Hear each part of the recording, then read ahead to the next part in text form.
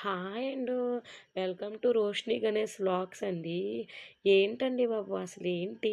ఒక చికెను, ఒక మటను, ఒక ఫిష్ ఇవేమీ సరిపోవండి. దేని గురించి చెప్తున్నాను అనుకుంటున్నారా? నేనైతే ఇవాళ వంకాయ, రొయ్యలి కూర అయితే వండుతున్నానండి. అసలు ఈ కూర దగ్గర ఏ కూర సరిపోదండి. నేనైతే కట్టెల పొయ్యి మీద పెడుతున్నాను. ఫస్ట్ అయితే మనం కట్టెల పొయ్యి ముట్టించేసుకున్న తర్వాత కళాయి అయితే పెట్టేసుకోవాలండి. నేను ఇందాక చూపించినట్లుగా ఆనియన్, టమాటీ, రొయ్యలు, మనకు కావలసిన వంకాయలు కట్ చేసి పెట్టుకోవాలి.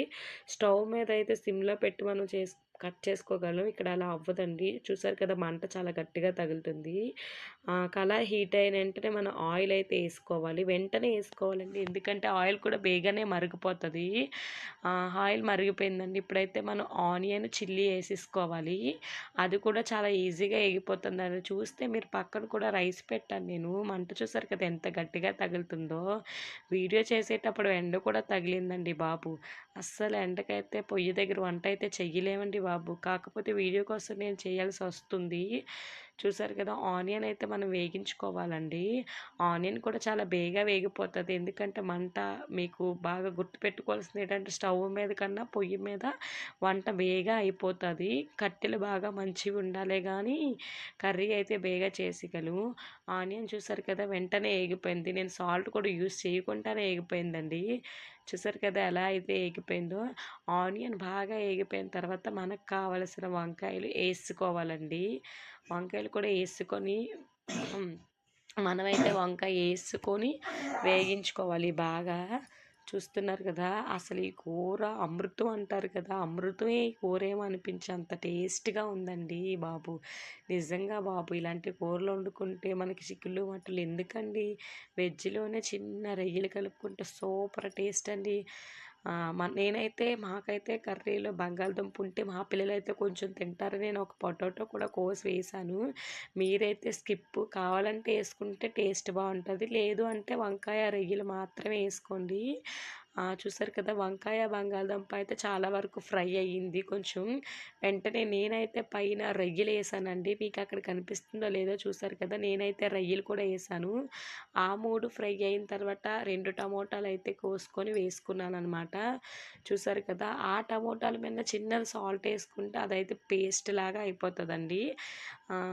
చూసారు కదా నేనైతే చిన్నదైతే సాల్ట్ వేసుకున్నాను. అదైతే అలా మగ్గిపోతుంది అనమాట. చూస్తున్నారు కదా బాగా అయితే మగ్గిపోతుంది. మగ్గిపోయిన వెంటనే నేనైతే సాల్ట్ వేసుకున్నాను కదా మగ్గిపోతుందండి బాగా. మగ్గిపోయిన వెంటనే మొత్తం ఫ్రై చేసేసుకోవాలి. అది ఇది కూడా చాలా చక్కగా ఫ్రై చేసుకోవాలి. చూస్తున్నారు కదా సాల్ట్ వేసాను. ఆ 2 కూడా బాగా ఫ్రై అయిపోవాలి అనమాట. నిజంగా కర్రీస్ వండేలా వండాలి కానీ నాన్ వెజ్ కన్నా వెజ్ కర్రీలలో కూడా కొంచెం నాన్ వెజ్ కలిపి వండితే చాలా అంటే చాలా టేస్ట్గా ఉంటాయండి. యాక్చువల్గా అయితే ఎగ్గు రొయ్యలు, ఎగ్గు నెత్తళ్ళు, లేకపోతే ఇలా వంకాయ నెత్తళ్ళు, వంకాయ ఫ్రాన్స్ ఇలాంటివి అయితే చాలా టేస్ట్గా ఉంటాయండి. అందులో మనకి కట్టెల పొయ్యి మీద వండితే ఇంకా టేస్ట్ అనిపిస్తుంది అనమాట.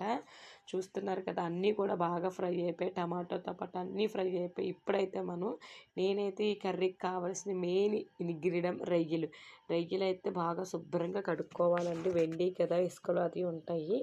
బాగా వీలైతే వేడి నీళ్ళలో కూడా కడుక్కోవచ్చు. కడుక్కున్న తర్వాత నేనైతే రొయ్యల్ని బాగా జల్లేసుకున్నాను అనమాట. రొయ్యలు బాగా జల్లుకున్న తర్వాత ఇంకా బాగా కలిపేసుకోవాలి అనమాట. చాలా ఈజీ ప్రాసెస్ కర్రీ. నేనైతే అన్ని మసాలాలు వెయ్యను. ఎందుకంటే ప్రతి కర్రీలో కూడా మసాలాలు అన్నది ఒంటికి అంత మంచిది కాదు. పక్కనైతే రైస్ కూడా పెట్టానండి. మీరు అనుకోవచ్చు అసలు ఎంతెంత వండుతుంది ఎంత అని. మాకైతే జాయింట్ ఫ్యామిలీ కదండి. మేము మా హస్బెండ్ వాళ్ళ ఫ్యామిలీ అందరూ ఉంటాం కాబట్టి సో అందరికీ సరిపోవాలి కాబట్టి మేమైతే అలానే వండుకుంటాము.